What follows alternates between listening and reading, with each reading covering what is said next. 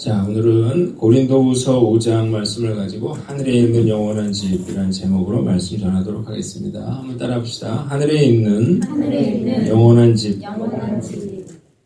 사람들 만나서 한 5분만 이야기를 해보면 이분이 뭘 중요하게 생각하고 있는지를 금방 알 수 있습니다. 돈을 중요하게 여기며 사는 사람들은 돈에 대한 이야기를 주로 하고요. 자식에 대해서 그걸 중요하게 생각하는 사람은 자식에 대한 이야기를 주로 하게 됩니다. 또 건강에 대해서 중요하게 생각하는 사람은 이제 뭘 먹어야 되는지 건강에 대한 이야기를 주로 많이 하게 되고, 그리고 즐기며 노는 것들을 주로 중요하게 생각하는 사람은 입을 열면 이제 그런 이야기를 많이 하게 됩니다. 자, 뭘 보여주나요? 사람은 자기가 중요하게 생각하는 걸 말하게 된다는 거죠. 그런데 내가 중요하게 생각하는 것이 결국은 우리의 삶의 목표가 되는 것이다 라고 하는 것입니다. 여러분들이 내가 주로 말하고 있는 건 뭔가 스스로를 한번 돌아보십시오. 우리가 믿는 사람들이 안타까운 건 뭐냐면 믿는 사람들 역시 이제 말하는 것 중요하다고 생각하는 것이 불신자들과 별로 다르지 않은 경우가 많다는 것입니다. 세상 사람들처럼 돈에 대한 이야기를 많이 하고 또 자식에 대한 이야기를 많이 하고 또 뭘 먹을까 뭘 마실까 어딜 놀러 갈까 이런 이야기들을 주로 하게 되는 경우가 많아요. 나는 그렇게 생각하지 않을지 몰라도 결국 내가 중요하게 생각하는 것들이 그런 것들이고 그런 것들이 내 삶의 목표라고 말할 수 있는 것입니다. 크리스천들에게 있어서 가장 중요한 목표가 뭔가? 그저 마음의 평안을 얻고 또 문제가 해결되고 내가 하나님의 축복을 받는 것 그런 것 아닙니다. 그런데도 세상 사람들과 똑같이 그런 자식과 돈과 또 건강과 성공과 즐거움을 삶의 목표로 그렇게 하고 신앙생활하는 분들이 적지 않다는 것입니다. 다른 것 같지만 불신자들과 별로 다를 것이 없어 보입니다.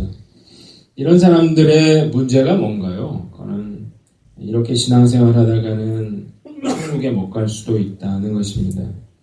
생각해보세요. 내가 천국에 대한 관심도 없고 내가 천국을 믿지도 않는데 내가 믿지 않는 천국을 어떻게 갈 수 있겠습니까?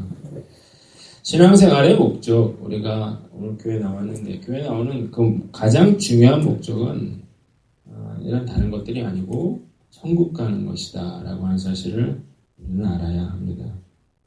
그러니까 내가 정말 천국에 대해서 중요하게 여기고 있다면 내가 그것에 대해서 내가 말하지 않을 수 없다는 것입니다. 사도 바울은 말을 할 때마다 천국에 대한 이야기를 했어요. 그 이유는 사도 바울이 정말 천국이 중요하다고 그가 생각했기 때문입니다.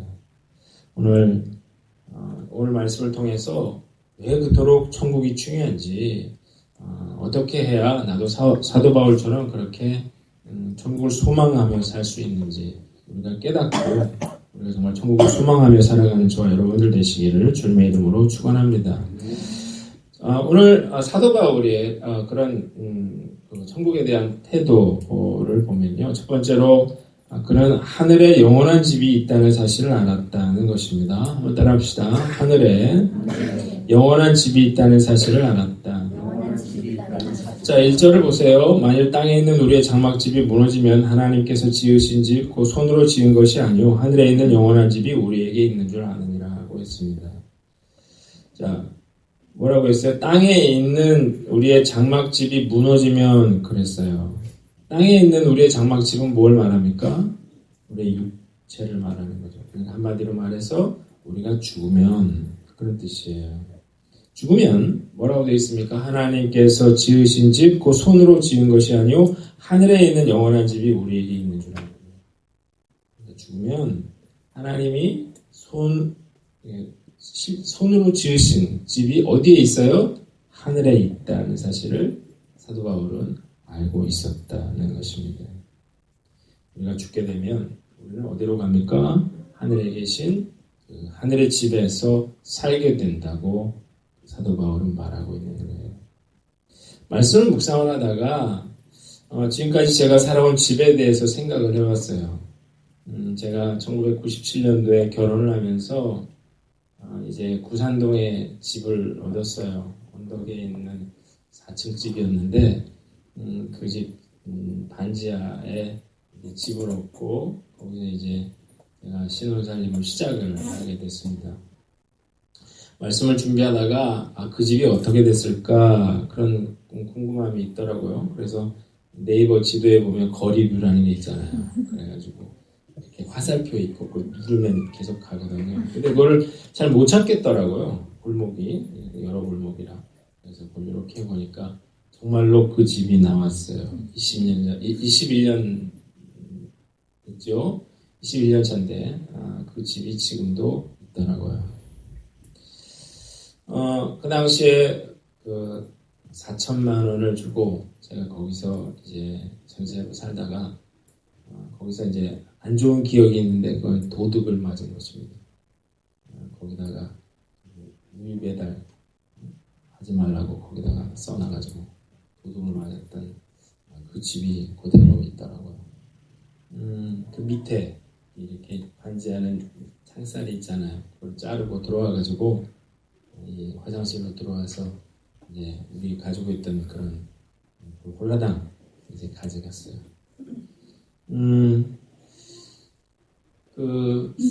그런 생각을 해봤죠. 20년 동안 그 집에서 얼마나 많은 사람들이 살았을까? 지금은 어떤 사람들이 살고 있을까? 그런 생각을 해봤습니다. 그리고 나서 이제 제가 신대원에 들어가고 초가에서 좀 있다가 그리고 이제 들어가 살게 된 집은 은평교 앞에 있던 이제 사택이었습니다. 근데 그건 사택이 아니라 거기 연립주택 단지였는데 그걸 이제 부수고 거기에 이제 교육관을 지어놨거든요. 그 집은 없어요. 아주 오래된 그런 연립주택이었는데 제가 2층에서 살았습니다.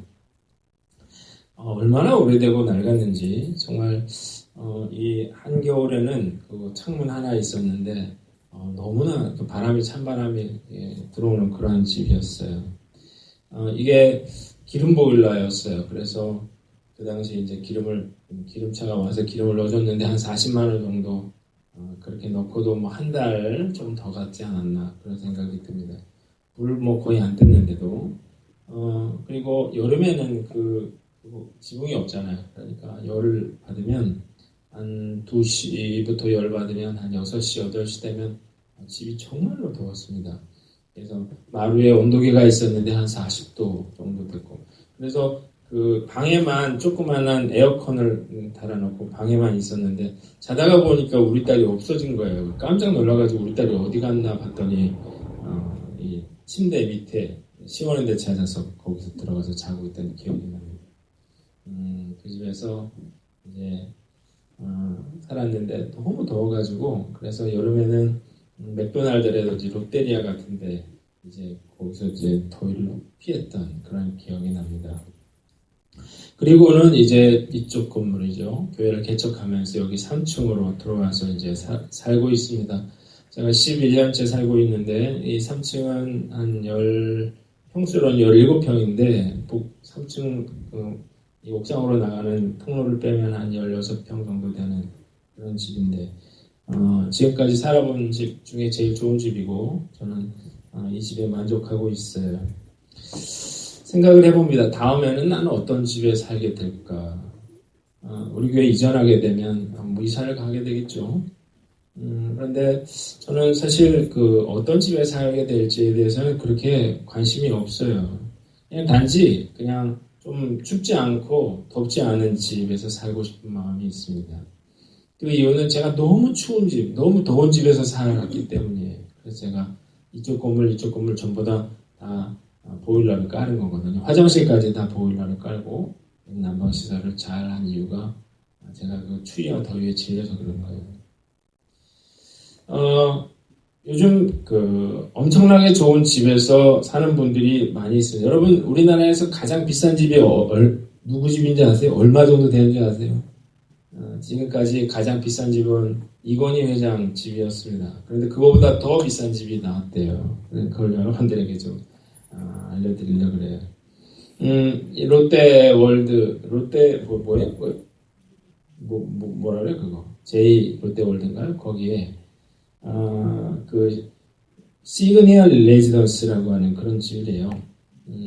71층에 펜트하우스가 있는데, 보여줘 보시겠어요? 이게 이제 거기서 자기 집 마루에서 이렇게 바깥에가 보인다는 거고요. 이게, 여기 보세요. 220평에서 350평이라고 그래요. 집이 350평이래요. 350평. 이 분양가가 무려 300억이라고 합니다. 300억짜리 집을 여러분들은 지금 보고 계십니다. 우리가 뭐 저런 데서 1억짜리 집이 몇 채? 300채가 돼야 저런 집에서 살 수 있는데요. 이게 이런 집만 이런 게 아니고 여기 42층에는 입주자들이 자유롭게 이용할 수 있는 그런 피트니스 센터라든지 골프 연습장이라든지 미팅룸, 파티룸, 와인바, 레슨룸 이런 것들이 갖춰져 있대요. 그리고 더 놀라운 거는 76층부터 110층까지는 롯데호텔인데 거기서 제공하는 그런 호텔 서비스까지 집에서 받아볼 수 있다 그러니까 정말 엄청난 그런 집이죠. 이 그냥 살 수 있는 건 아니, 돈 있다고 살 수 있는 건 아니고 이거 분양을 받아야 되는 거니까 아무나 이런 집에 사는 건 아니에요. 구경이나 한번 잘 해보십시오. 그러나 저는 이런 고급 주택에서 사는 사람들이 부럽지는 않습니다. 그 이유가 뭐냐면 이런 집에서 영원히 사는 게 아니거든요. 우리 인생은 잠깐 머물다 가는 그런 나그네와 같은 그런 인생이거든요. 그러니까 영원히 살 것도 아닌데 우리가 이런 집에 그닥 그렇게 욕심낼 필요가 없다는 것입니다. 우리의 집은 어디에 있어요? 하늘에. 하나님이 손으로 지어놓으신 하늘에 집이 있다고 사도 바울은 이야기를 하고 있잖아요.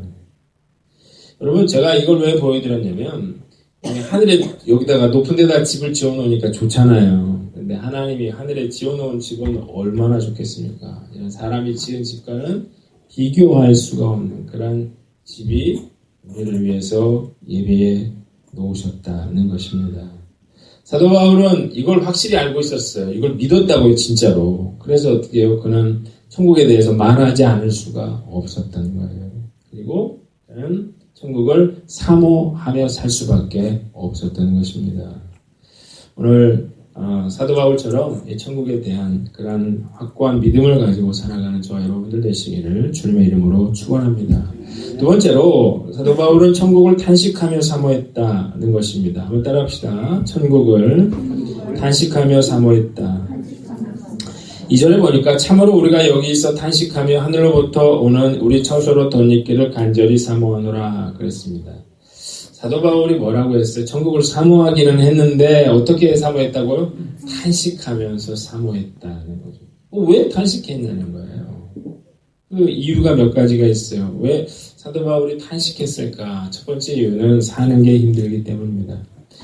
우리가 죄로 가득한 세상이잖아요. 그래서 우리가 이런 세상에서 사는 것 참 쉬운 게 아니거든요. 우리가 나의 실수로 인해서 누군가 고통을 받는 거고 다른 사람의 실수로 인해서 우리가 고통받는 그런 세상에서 살고 있잖아요. 그러니까 고통을 피할 수가 없는 거고 그리고 치열한 경쟁사회 속에서 살잖아요. 그러니까 내가 누군가를 밟고 올라가야만 되는 거고 또 그래서 빼앗으려는 자와 또 지키려는 자가 청성 없는 그런 전쟁을 하는 곳이 바로 세상이죠.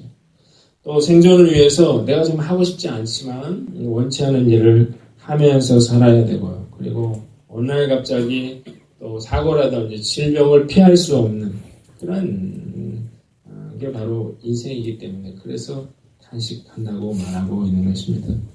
두 번째는 우리 인생이 만족이 없기 때문인데요. 사람들이 돈을 쫓고 또 쾌락을 쫓고 또 유명해지기를 원하고 그런데요. 이런 것들로는 분명히 말하건대 우리는 만족할 수 없다는 것입니다.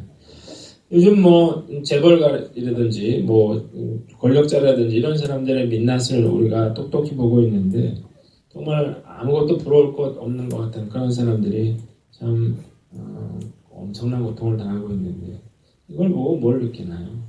이 세상에는 만족이 없다는 사실을 우리가 깨닫게 됩니다.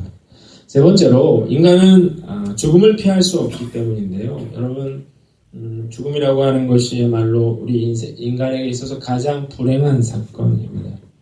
죽음은 모든 것을 빼앗아요. 여러분 가정에 여러분 자녀 하나가 죽어보세요. 그러면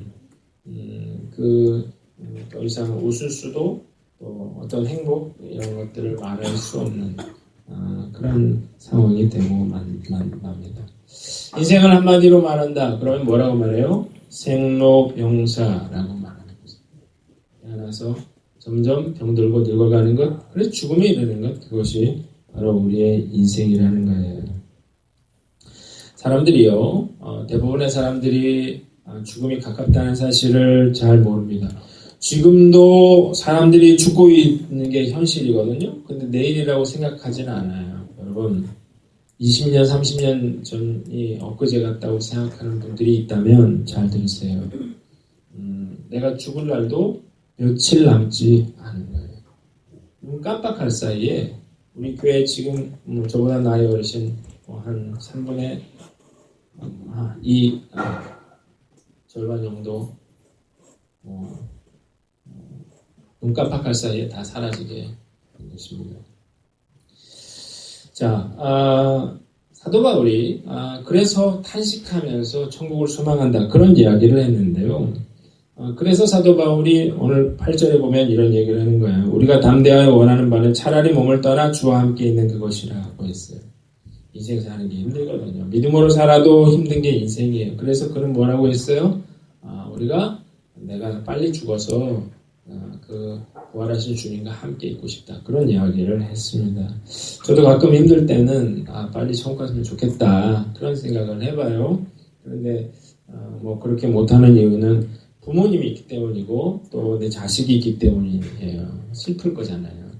그래서 그럴 수는 없지만 우리가 앞으로 살아갈 날이 결코 쉽지 않을 것이다. 그런 생각은 해봅니다. 사는 게 힘들고 고단하십니까? 저절로 입에서 못 살겠다, 너무 힘들다 이런 탄식이 나옵니까? 그건 이상한 게 아니에요. 그건 잘못된 게 아니에요.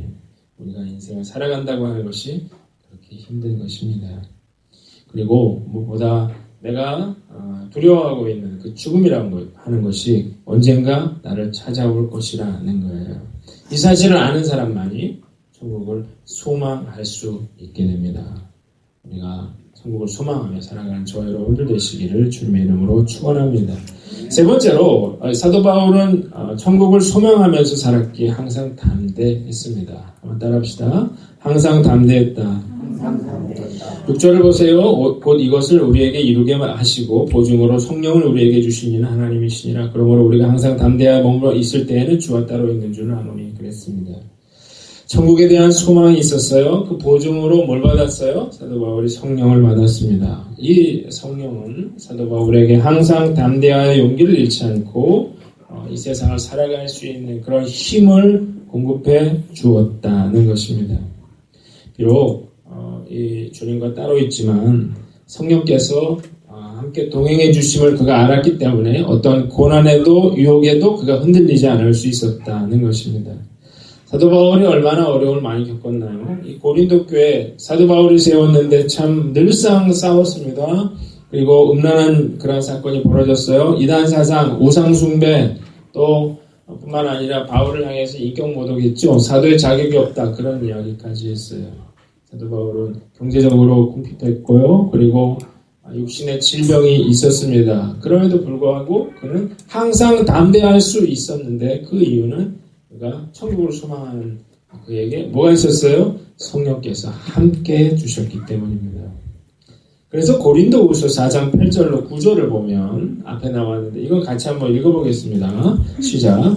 우리가 사방으로 우겨싸움을 당하여도 쌓이지 아니하며 답답한 일을 당하여도 낙심하지 아니하며 핍박을 받아도 버림받지 아니하며 거꾸로 뜨림을 당하여도 망하지 아니하고. 사도 바울이 우겨싸움을 당해도 쌓이지 않고 답답한 일을 당해도 낙심하지 않고 핍박을 받아도 버림받지 않고 거꾸로 뜨림을 당해도 그가 망하지 않았다 그렇게 말을 하고 있습니다. 그 이유가 뭐예요? 그 안에 성령의 능력이 함께 하셨기 때문이죠. 그래서 어떻게 해요? 그는 늘 담대하게 어려움을 이겨낼 수 있었다는 거예요. 지난주 수요 예배 때 제가 이지선 씨에 대한 간증을 영상으로 보여드렸습니다. 우리 교회 이지선 씨가 있는데 그 이지선 말고 이 이지선입니다. 사진을 보여주세요. 이분이 여러분 뭐 잘 아실 거예요. 운전을 하다가 추돌 뒤에서 이제 음주운전인지 해가지고 쳐가지고 이제 차가 폭발하게 되잖아요. 그래서 옆에 있던 그 오빠가 이제 그 불이 다 들러붙은 자기 동생을 꺼내서 티셔츠를 벗어서 이제 병원으로 데려가게 되는데 거의 다 이제 죽는 거죠. 그래서 이분이 전신 3도 화상을 입게 됐습니다. 55%에. 그래서 다 타버렸는데 3도 화상이라고 하는 건 뭐냐면 피부가 다 타버려서 없어졌다는 걸 말하는 거예요. 재생이 안 돼. 그래서 자기가 자기를 보니까 무슨 닭 이렇게 껍질 없는 닭 이런 피부가 없는 그런 상태에 처하게 된 거죠. 이 붕대로 이제 칭칭 감아놨는데 그러면서 무슨 얘기를 하냐면 정말 죽음과도 같은 고통은 뭐였냐면 이게 피부가 우리가 감염을 막아주잖아요. 근데 피부가 없으니까 붕대로 이걸 막아놨는데 계속 그걸 말고 있을 수가 없으니까 붕대를 이제 벗기고 이제 빨간 약이라고 말하는 걸 이제 온몸에 들이붓게 되는 거죠. 그 온몸에 그 화상당한 상처에 그 고통은 차라리 죽는 게 낫다. 그런 약을 이분이 했습니다. 결국 그녀는 죽지 않았어요. 다 죽은 줄 알았는데 이분이 이제 살아나게 됐습니다. 그리고 이제 다른 곳에 있는 피부를 떼다가 이제 붙이기 시작을 하는 거예요. 근데 피부를 이제 붙이면 그게 수축이 되잖아요. 그렇게 자꾸 이렇게 당겨지게 되고 그래서 또 수술을 해야 되고 또 수술을 해야 되고 이제 이런 상황인데 지금 나오는 사진은 굉장히 상태가 좋은 그런 사진입니다. 수술을 굉장히 많이 한 그런 사진인데 퇴원한 후에 이분이 이제 모자를 쓰고 처음으로 교회에 가서 예배를 드릴 때요. 그런데 너무 억울하잖아요. 그러니까 하나님 살려주셨으면 무슨 대책이 있어야 되지 않습니까? 그러면서 예배를 드렸는데 은혜도 안 되고 그래서 이제 예배가 끝났대요. 근데 목사님이 내려오셔서 이제 자기에게 기도를 해주시는데 이제 성경의 음성을 듣는 거죠. 뭐라고 했냐면 하나는 내가 너를 들어 세우리라고 하는 것과 또 하나는 내가 너를 고통받는 자들을 위로하는 그런 사람으로 세워주겠다고 하는 그런 말씀이었습니다. 자기 앞가림이 안 되는 저런 상황에서 이런 어떤 일을 할 수 있겠습니까? 사람들이 보고 손가락질하고 그러고 싫어하고 이런 것들을 보면서 이제 본인도 많은 상처를 받게 되는데 불가능해 보였지만 결국 그 하나님의 말씀은 응답됐죠. 인터넷에 자기가 올린 그런 글들이 결국 책이 됐어요. 그래서 지선아 사랑해라고 하는 책이 이제 베스트셀러가 됐는데 이분이 그 작가 사인회를 대형 서점에서 사람들이 쭉 줄을 쓴 걸 보고 뭘 생각을 했냐면 자기가 병원에서 나올 때 그 의사 선생님이 그 부모님들에게 그런 얘기를 했대요. 사람 건 안 될 거니까 기대하지 말아라. 그런 얘기를 아픈 얘기를 했다고 하더라고요. 그러나 하나님이 함께 하셨잖아요. 그래서 그녀가 이제 사람들에게 알려지고 또 이제 베스트셀러 작가가 되고 이렇게 됐는데 여기서 그친 게 아니더라고요. 이분이 얼마 전에 무려 42.19km 뉴욕 마라톤 대회에 참여해가지고 완주를 하게 됩니다. 참 보통 사람 저도 엄두가 안 나는 일을 이분이 이제 그걸 해냈고 그리고 이분이 이번에 UCLA에서 이제 컬럼비아에서 석사를 하고 UCLA에서 박사를 했는데 사회복지학 쪽에서는 최고의 그런 학교예요.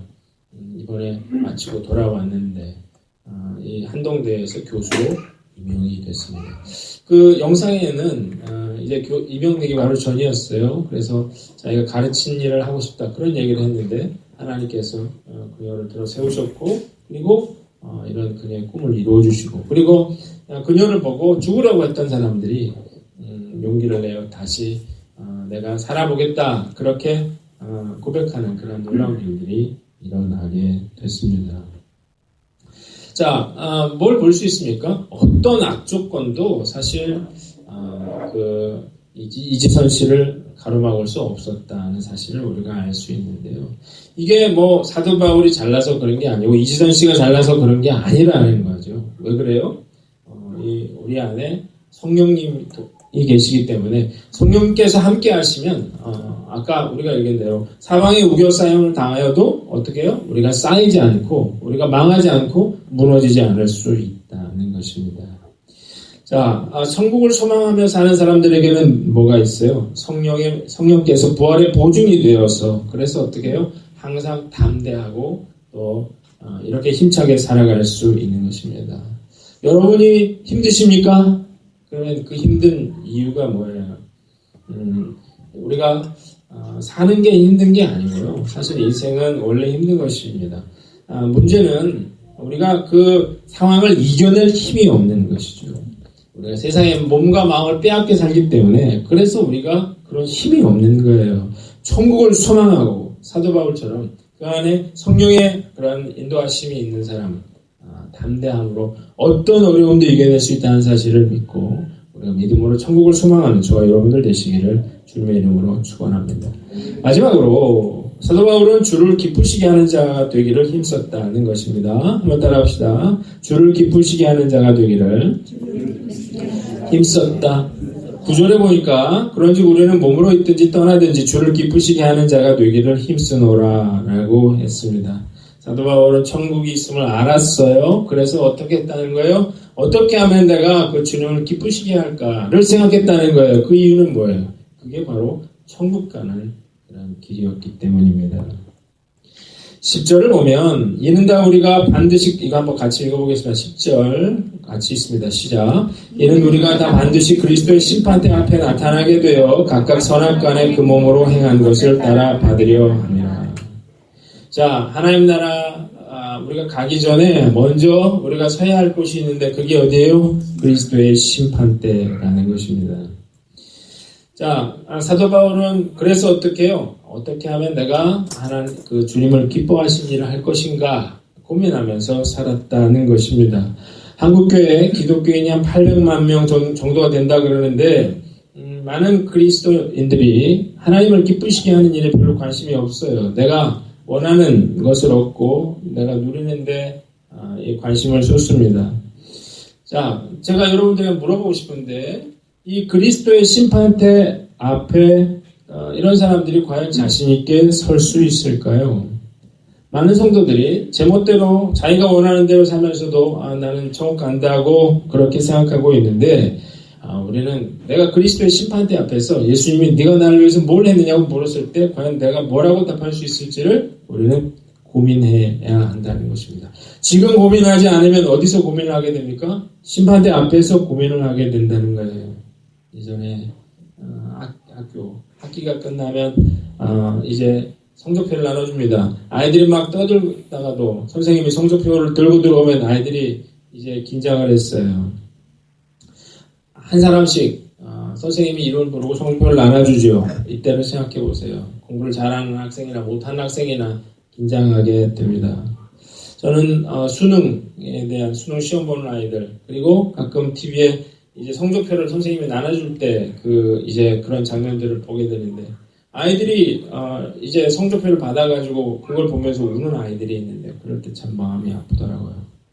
그러나 뭐 시험은 내년에 또 보면 되겠죠. 그러나 예수님의 심판대 앞에서는 우리가 운다고 해서 해결될 일이 아니라는 것입니다. 천국은 마치라고 하는 그런 노래가 있어요. 천국은 마치 밭에 감추인 보화 이런 노래가 있는데 마태복음 13장 44절에 천국은 마치 밭에 감추인 보화와 같으니 사람이 이를 발견한 후 숨겨두고 기뻐하며 돌아가서 자기의 소유를 다 팔아 그 밭을 사느니라. 이 말씀을 가지고 만든 곡인데 굉장히 중요한 곡이라고 저는 생각을 합니다. 천국의 존재를 믿습니까? 그렇다 그러면 우리는 뭘 해야 돼요? 천국 갈 준비를 해야 되는 것입니다. 인터넷 찾아보니까 1990년도에 삼성전자 주가가 얼마나 했을 것 같아요? 우리 인터넷 찾아보니까 33,000원이었다. 그런 얘기 나오더라고. 지금 2017년도 3월 10 며칠이에요? 오늘 삼성전자 주가 얼마인 것 같아요? 290만 원이 넘더라고요.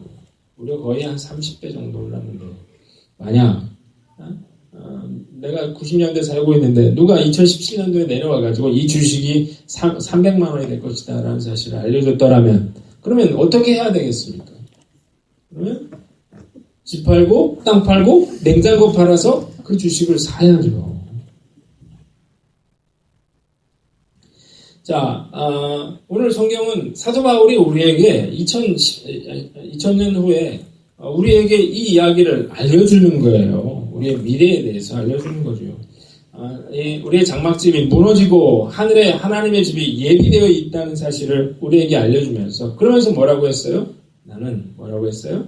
그 주를 기쁘시게 하는 자가 되기를 원한다. 그렇게 사도 바울이 우리에게 이야기하고 있다면 우리도 어떻게 해야 되겠습니까? 우리가 나는 무조건 천국 간다고 그렇게 말할 것이 아니라 우리도 하나님을 기쁘시게 하는 일을 위해 힘써야겠다는 것입니다. 자, 적용을 해본다면 어떻게 그러면 우리가 하나님을 기쁘시게 하는 일을 할 것인가? 첫 번째, 신앙의 인격을 갖춰라 하는 것입니다. 한번 따라합시다. 신앙의 인격을 갖춰라.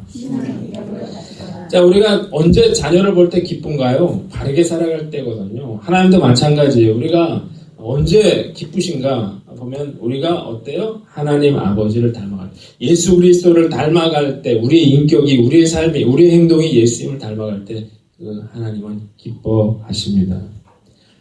스스로 물어보세요. 나는 신뢰할 수 있는 사람인가요? 나는 정직한 사람인가요? 나는 순결한 사람인가요? 내가 예수님 닮으려고 정말 애쓰고 노력하는 사람인가요? 내가 신앙의 연수가 점점 이제 오래되고 있는데 과연 내가 예수님 닮아가는 그런 모습이 보여지나요? 아니면 신앙이 계속 연수가 오래져 가는데 오히려 내가 점점 믿음이 떨어져가고 내가 예수님을 닮아가는 것으로부터 멀어지고 있는지 우리가 스스로 한번 돌아보시라는 것입니다. 자, 우리가 정말 예수님을 닮아가는 그런 사람이 될 수 있다 그러면 우리가 어떻게 돼요? 우리가 정말 심판대 앞에서 당당할 수 있는 그런 사람 될 줄 믿습니다. 하나님, 여러분들 보실 때, 예수님 보실 때 기뻐하는 저와 여러분들 되시기를 주님의 이름으로 축원합니다. 두 번째는 하나님이 기뻐하시는 일을 하라는 것입니다. 한번 따라합시다. 하나님께서 기뻐하시는 일을 하라. 하나님 기뻐하시는 일은 뭔가요? 우리가 오늘 나와서 예배 드리고 있는데 예배가 가장 중요한 것입니다. 그 이유는 뭡니까? 하나님 우리를 왜 창조했어요? 하나님의 영광을 위해서 창조했거든요. 자, 이 예배 가운데 모든 것이 다 있어요. 하나님을 찬양하고 하나님께 영광 돌리는 그런 이 모습을 하나님은 참 기뻐하십니다. 자, 그러니까 하나님을 기쁘시게 하는 자가 되기 위해서는 뭘 잘해야 돼요? 예배를 잘 드려야 돼요. 예배를 우리가 때우면 절대 안 됩니다. 예배는 때우면 안 되고, 예배는 하나님과 만남이잖아요. 내가 누군가를 만나러 가는데 잠깐 시간 때우러 갔다 그러면 얼마나 기분이 나쁘겠어요. 하나님도 별로 기분이 좋지 않을 것 같아요. 그러니까 준비된 마음으로, 사모하는 마음으로 그렇게 예배를 드리세요. 그리고 예배를 빠진 일은 굉장히 어리석은 일이에요. 예배를 사모하는 마음으로, 준비된 마음으로 예배도 늦지 말고 미리 와서 기도하면서 하나님 나에게 주시는 그러한 은혜를 구하세요. 그러면 나도 은혜를 받지만 하나님도 나로 인해서 큰 기쁨을 누리시게 됩니다. 우리가 이 예배의 사람이 되어서 하나님을 기쁘시게 해드리는 저와 여러분들 되시기를 바랍니다. 두 번째는 섬기는 삶을 사는 건데요. 예수님이 우리에게 이 세상에 오셔서 많은 사람들을 섬겨주셨거든요. 그래서 제자들의 발을 씻으시면서 너희도 이와 같이 하라 그렇게 말씀하셨거든요. 자, 우리가 하나님을 기쁘시게 할 수 있는 가장 좋은 일은 우리가 섬기는 일을 하는 것입니다. 봉사일을 하는 것입니다. 그래서 왜 나한테 일을 시켜, 이런 걸 시켜 이렇게 생각하는 게 아니죠. 우리가 이 일을 하면 하나님이 기뻐하시겠지 이런 마음, 작은 일에 충성할 때 하나님 기뻐하십니다. 이게 바로 뭘 준비하는 것입니까? 천국을 준비하는 것이다 라고 하는 거예요. 그러니까 열심히 하세요. 시간 많지 않거든요. 우리에게 남은 시간이 많지 않아요. 나중에 어디 있습니까? 얼마 남지 않았어. 며칠 후 이런 찬양 불렀잖아요. 정말 며칠 후가 될 수 있는 지금 깨달았을 때가 우리가 봉사하고 또 섬길 때라는 사실을 깨닫고 여러분 열심히 한번 섬기시기를 바랍니다. 마지막으로 복음과 선교인데요. 자, 마태복음에 보면 5장에 보면 뭐라고 했어요? 한 영혼이 주님께 돌아올 때 천국에서 뭐가 열려요? 잔치가 벌어진다 그랬잖아요. 그러니까 우리가 열심히 전도하고 열심히 선교할 때 하나님이 기뻐하신다는 사실을 우리는 깨닫게 됩니다. 자, 이 선교사님들이 그래서 어떻게 해요? 그래서 모든 것 버리고 다 선교지로 나가서 그렇게 열심히 선교하는 것입니다. 저는 이제 말씀 마치겠는데요. 오늘 우리는 천국에 대해서 굉장히 중요한 이야기를 들었어요. 사도 바울이 천국을 굉장히 중요하게 생각했거든요. 그래서 그는 말할 때마다 천국에 대해서 이야기를 했어요. 그 이유는 그가 천국이 예비되어 있다는 사실을 알았기 때문이고 그가 그래서 탄식하면서 천국을 소망했고 항상 담대했고 주님을 기쁘시게 하는 것을 삶의 목표로 삼고 그렇게 최선의 노력을 기울였다는 것입니다. 사도 바울이 참 어떻게 보면 초라한 그러한 인생을 살았죠. 뭐 어디 묵을 때도 뭐 먹을 때도 그렇게 살았지만 그는 어떻게 됐어요? 정말 별과 같이 빛나는 그런 인생이 되었다고요. 자, 여러분들을 보면서 왜 초라하다고 느끼나요? 왜 난 이렇게 초라할까? 왜 열등감을 느끼나요? 집이 작아서 그런가요? 많이 배우지 못해서 그런가요? 자식이 잘 되지 못해서 그런가요? 그런 것 때문에 초라한 게 아니에요. 진짜 초라한 사람은 천국에 집이 없는 사람이에요. 오늘 이 말씀을 가슴에 새기면서 주님 내 마음 가운데 정말 천국을 마음에 소망함을 두고 그렇게 사도 바울처럼 살아가는 저와 여러분들 되시기를 바랍니다. 사도 바울은 최선을 다해 살았습니다. 그래서 디모데후서 4장에 나는 선한 싸움을 싸우고 나의 달려갈 길을 마치고 믿음을 지켰으니 이제부로는 나를 위하여 의의 면류관이 예비되었으므로 주 곧 의로우신 재판장이 그날에 내게 주실 것이며 내게만 아니라 주의 나타나심을 사모하는 모든 자에게니라. 그렇게 고백을 했습니다. 그리고 우리가 달려갈 길을 다 마쳤을 때 나를 위해서 의의 예비가 예비되었노라고 그렇게 고백하는 저와 여러분들 되시기를 주님의 이름으로 축원합니다.